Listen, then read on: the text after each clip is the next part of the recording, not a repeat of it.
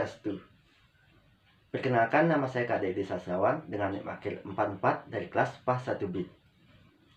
Di sini saya akan menjelaskan 5 materi mata kuliah Pancasila.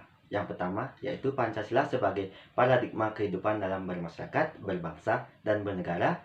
Kedua, Pancasila sebagai dasar negara. Ketiga, Pancasila sebagai ideologi negara. Keempat, Pancasila sebagai dasar nilai pengembangan ilmu. Dan kelima, Pancasila sebagai permasalahan aktual dewasa ini.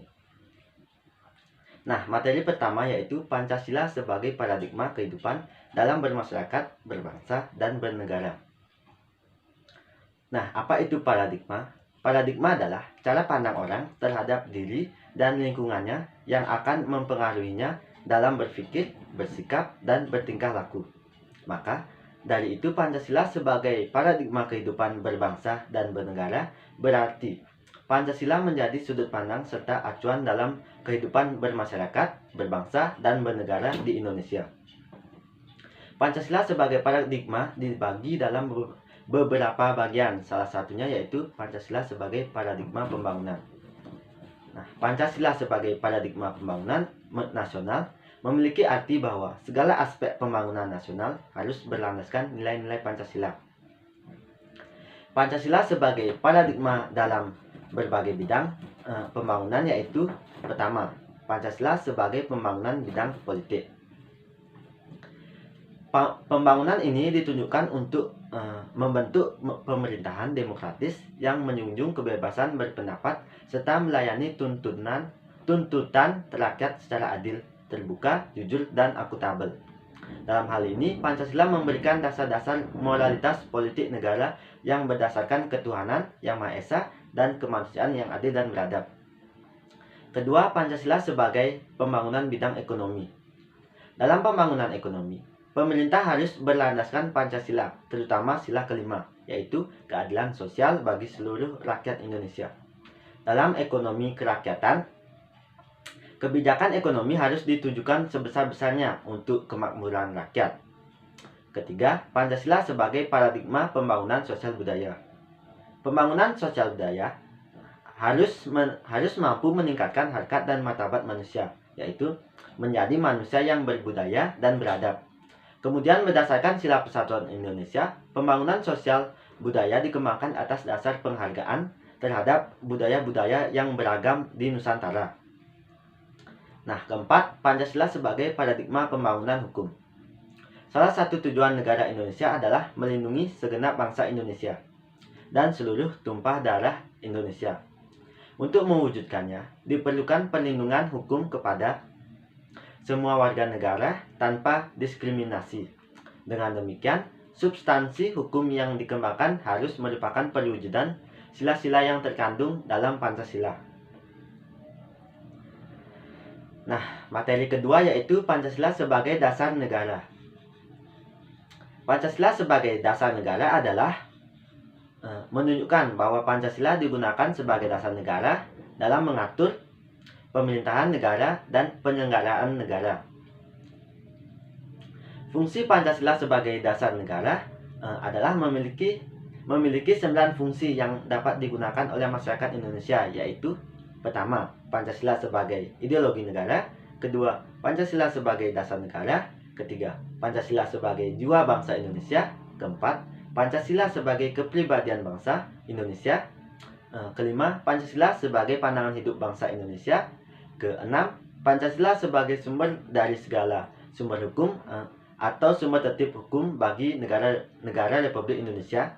Ketujuh, Pancasila sebagai perjanjian luhur bangsa Indonesia. Kedelapan, Pancasila sebagai cita-cita dan tujuan bangsa Indonesia. Dan kesembilan, Pancasila sebagai falsafah hidup yang mempersatukan bangsa.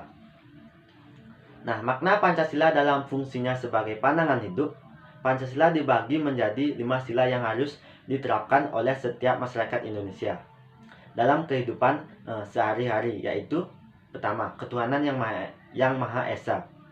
Ketuhanan yang Maha Esa memiliki makna bahwa kita sebagai masyarakat Indonesia harus memiliki kepercayaan dan bertakwa kepada Tuhan yang Maha Esa. Kedua, kemanusiaan yang adil dan beradab. Kemanusiaan yang adil dan beradab memiliki makna bahwa kita sebagai masyarakat Indonesia diminta untuk memiliki pemahaman dalam diri mengenai kesetaraan derajat pada setiap manusianya, sehingga kita dapat saling menyayangi dan menghargai satu sama lain antar individu. Ketiga, Persatuan Indonesia. Nah, Persatuan Indonesia memiliki makna bahwa kita sebagai masyarakat negara Indonesia harus selalu mengedepankan tujuan kesatuan, persatuan, serta kepentingan bagi negara bersama dibandingkan kepentingan sebagai individu masing-masing. Keempat, kerakyatan yang dipimpin oleh hikmat kebijaksanaan dalam permusyawaratan perwakilan memiliki makna bahwa kita sebagai masyarakat negara Indonesia diajak untuk tidak memaksakan kehendak atau keinginan yang bersifat pribadi dan selalu mengedepankan atau mengutamakan musyawarah dalam mengambil sebuah keputusan. Kelima, keadaan sosial bagi seluruh rakyat Indonesia memiliki makna bahwa kita sebagai masyarakat negara Indonesia diajak untuk dapat selalu bersikap dengan adil di segala aktivitas yang dilakukan dalam pengambilan keputusan yang harus disepakati bersama dengan melakukan gotong royong. Nah, materi ketiga yaitu Pancasila sebagai ideologi negara. Pancasila sebagai ideologi negara adalah Pancasila sebagai cita-cita negara atau cita-cita yang menjadi basis bagi suatu teori atau sistem kenegaraan untuk seluruh rakyat dan bangsa Indonesia, serta menjadi tujuan hidup bangsa dan bernegara Indonesia. Peran Pancasila sebagai ideologi negara yaitu Pancasila sebagai ideologi negara memberi bimbingan kepada masyarakat Indonesia dalam menentukan sikap dan tingkah laku. Nilai-nilai yang terkandung dalam kelima asas Pancasila ini dijadikan patokan aturan oleh bangsa Indonesia dalam berbuat di kehidupan bermasyarakat, berbangsa, serta bernegara. Nah, fungsi Pancasila sebagai ideologi negara adalah pertama, berfungsi agar masyarakat Indonesia bisa mengembangkan sekaligus memelihara identitas bangsa Indonesia. Kedua, memberikan pengawasan terhadap setiap perilaku masyarakat serta bersikap kritis terhadap berbagai macam usaha agar cita-cita bangsa yang ada di dalam Pancasila dapat terwujud. Ketiga, mengarahkan seluruh bangsa Indonesia supaya bisa mencapai tujuannya, terutama yang berkaitan dengan cita-cita bangsa dan negara Indonesia. Keempat, memelihara, memperkuat, serta menyatukan semua bangsa Indonesia agar menjadi satu kesatuan, sehingga persatuan bangsa Indonesia tetap terus terjaga dan mengurangi terjadinya konflik antar anggota masyarakat. Kelima, berfungsi untuk dijadikan sebagai pedoman kehidupan berbangsa dan bernegara bagi bangsa Indonesia, sehingga kehidupan bermasyarakat dapat dijalani dengan harmonis. Adapun makna Pancasila sebagai ideologi negara yaitu pertama, nilai-nilai yang terkandung dalam Pancasila dijadikan acuan dalam mencapai cita-cita yang berkaitan dengan aktivitas kehidupan bernegara. Kedua, nilai-nilai yang ada dalam Pancasila adalah nilai yang berupa kesepakatan bersama dan menjadi sarana pemersatu bangsa. Terdapat 4 macam ideologi yang berkembang di era pergerakan nasional Indonesia, yaitu pertama, ideologi liberalisme. Ideologi ini merupakan ideologi atau paham yang mengutamakan kemerdekaan individu atau kebebasan kehidupan masyarakat. Dengan begitu, masyarakat dapat berkembang dan berupaya meningkatkan kesejahteraan hidupnya. Kedua, ideologi nasionalisme menunjukkan bahwa suatu bangsa mempunyai kesamaan budaya, bahasa, dan wilayah serta kesamaan cita-cita dan tujuan. Dalam kata lain, ideologi yang satu ini menekankan pada rasa cinta dan rela berkorban demi tanah air. Ketiga, ideologi komunisme adalah ideologi yang berkenaan dengan filsafat, politik, sosial, dan ekonomi yang tujuan utamanya menciptakan masyarakat dengan aturan sosial ekonomi berdasarkan kepemilikan bersama alat produksi dan tidak adanya kelas sosial, uang, dan negara. Yang keempat, ideologi Pancasila adalah ideologi yang digunakan oleh negara Republik Indonesia saat ini. Hal ini berarti bahwa semua nilai-nilai yang terkandung dalam Pancasila harus diterapkan dalam kehidupan sehari-hari rakyat Indonesia. Nah, materi keempat yaitu Pancasila sebagai dasar nilai pengembangan ilmu. Pancasila sebagai nilai pengembangan ilmu adalah bahwa setiap ilmu pengetahuan dan teknologi yang dikembangkan di Indonesia harus sesuai dengan nilai-nilai yang terkandung di dalam Pancasila.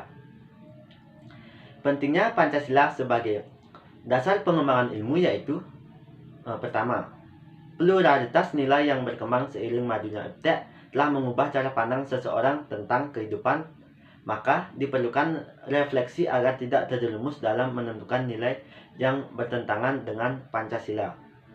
Kedua, dampak negatif yang ditimbulkan kemajuan iptek terhadap lingkungan hidup dapat membahayakan eksistensi hidup manusia di masa yang akan datang. Oleh karena itu, diperlukan tuntunan moral bagi para ilmuwan dalam pengembangan iptek di Indonesia. Ketiga, perkembangan iptek yang dinominasi bangsa barat mengancam nilai-nilai khas bangsa Indonesia, maka perlunya menyaring dan menangkal nilai-nilai yang tidak sesuai. Adapun alasan Pancasila diperlukan sebagai dasar nilai pengembangan ilmu dalam kehidupan bangsa Indonesia adalah pertama, untuk kerusakan alam yang ditimbulkan oleh ilmu pengetahuan dan inovasi dengan alasan mempercepat kemajuan daerah yang belum matang maupun upaya untuk lebih mengembangkan bantuan pemerintah daerah perlu mendapat perhatian yang sungguh-sungguh. Kedua, pemaparan nilai-nilai Pancasila sebagai alasan kemajuan ilmu pengetahuan dan inovasi dapat menjadi cara untuk mengontrol dan mengendalikan kemajuan ilmu pengetahuan dan inovasi yang mempengaruhi cara berpikir dan bertindak individu. Artinya, pemanfaatan benda-benda teknologi dalam keberadaan budaya Indonesia saat ini dinikmati dengan memanfaatkan sifat-sifat mulia yang diterima untuk dapat membentuk karakter manusia Indonesia yang berwatak sosial, humanis, dan tegas. Ketiga, nilai-nilai kearifan lokal yang menjadi simbol kehidupan di berbagai daerah mulai digantikan dengan gaya hidup global seperti musyawarah untuk mufakat digantikan dengan voting. Nah, materi yang terakhir yaitu Pancasila sebagai permasalahan aktual dewasa ini. Nah, permasalahan yang sering terjadi di dalam kelima sila Pancasila yaitu pertama, ketuhanan yang Maha Esa. Nah, dewasa ini kita layak merasa prihatin bahwa sila pertama itu sering kali dipahami dan diterapkan secara bijaksana. Sebaliknya, sila tersebut sering kali dijadikan senjata untuk memukul kelompok agama yang satu, misalnya menekan kelompok agama yang lain. Akibatnya, masyarakat Indonesia tidak makin bersatu, melainkan sebaliknya semakin tercerai-berai. Kedua, kemanusiaan yang adil dan beradab. Sila kedua dalam Pancasila mengungkapkan sekaligus kesadaran dan cita-cita para pendiri Republik Indonesia bahwa setiap orang di seluruh dunia memiliki hak untuk diperlakukan sebagai manusia dan memiliki kewajiban untuk memperlakukan orang-orang lain sebagai manusia pula. Ketiga, persatuan Indonesia. Saat ini kesatuan bangsa Indonesia seringkali tercabik-cabik oleh berbagai konflik, baik yang bersifat vertikal maupun yang bersifat horizontal. Kelompok agama yang satu menekan kelompok agama yang lain, suku yang satu tidak menghargai suku yang lain, kelompok politik yang satu bersikap tidak fair terhadap kelompok politik yang lain, dan lain sebagainya. Keempat, kerakyatan yang dipimpin oleh hikmat kebijaksanaan dalam permusyawaratan perwakilan. Para penguasa di Indonesia seringkali lebih minta dilayani daripada melayani rakyat. Bahkan para wakil rakyat sendiri pun sering kali memperdaya rakyat, bukannya memberdayakan rakyat. Anggaran belanja yang adalah uang rakyat lebih banyak dipakai untuk kepentingan partai, para penguasa, dan para wakil rakyat daripada untuk kepentingan rakyat. Kelima, keadilan sosial bagi seluruh rakyat Indonesia. Terlalu banyak hakim kita yang memberikan hukuman yang ringan kepada koruptor kelas kakap dan memberikan hukuman yang berat kepada pelanggar-pelanggar aturan kelas teri atau bawah. Bahkan sudah ada beberapa hakim yang membebaskan orang-orang yang bersalah dan menghukum orang-orang yang tidak bersalah. Baik, demikian penjelasan yang bisa saya berikan. Jika ada kesalahan kata yang mungkin tidak enak didengar, mohon dimaafkan. Akhir kata, saya tutup dengan Parama Santi. Om Santi Santi Santi Om.